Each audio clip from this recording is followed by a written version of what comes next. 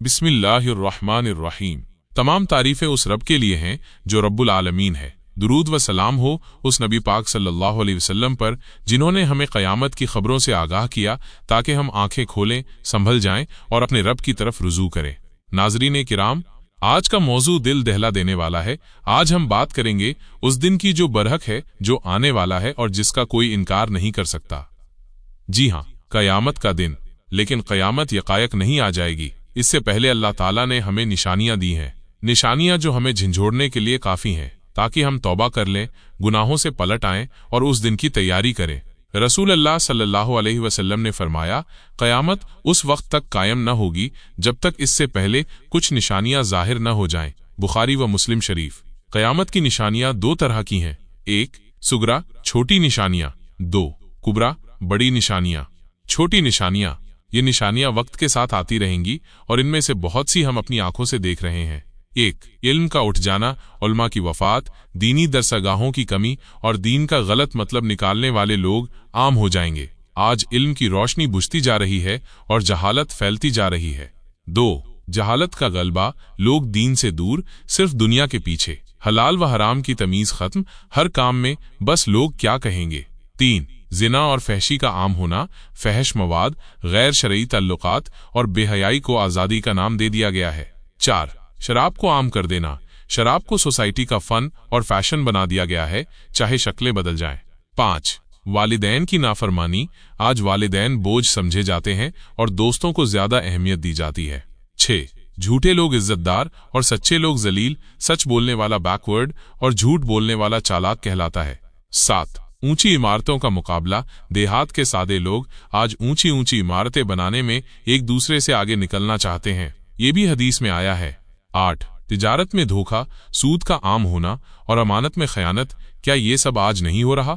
नौ, औरतों की बेपर्दगी और मर्दों की मुशाबहत, नबी करीम सल्लल्लाहु अलैहि वसल्लम ने फरमाया कि आखिर ज़माने में मर्द औरतों जैसे कपड़े पहनेंगे और औरतें मर्दों की मुशाबहत इख्तियार करेंगी। ये सब कुछ हो रहा है हमारे सामने। 10, मस्जिदें तो आबाद होंगी मगर दिल वीरान होंगे। बड़ी निशानियां।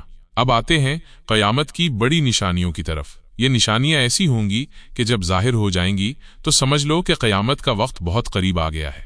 एक, इमाम मेहदी का ज़ुहूर, आखिरी ज़माने में एक नेक साले शख्स का ज़ुहूर होगा जिनका नाम मोहम्मद बिन अब्दुल्ला होगा। वो जुल्म के खिलाफ खड़े होंगे और अदल को ज़मीन पर फैलाएंगे। दो, दज्जाल का खुरूज, फितना दज्जाल, दुनिया का सबसे बड़ा फितना, ऐसा फितना जिससे तमाम अंबिया ने अपनी उम्मतों को डराया। वो झूठा नबी होने का दावा करेगा, आसमान से बारिश बरसाएगा, जमीन को उगाने का हुक्म देगा। उसकी एक आंख अंधी होगी। वो जन्नत दिखाकर दोजख में डालेगा और दोजख दिखाकर गुमराह करेगा।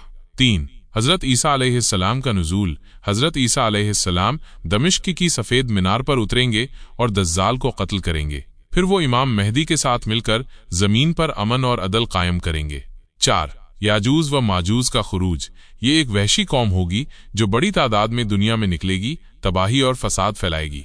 अल्लाह ही इनको एक खास कीड़े से हलाक करेगा।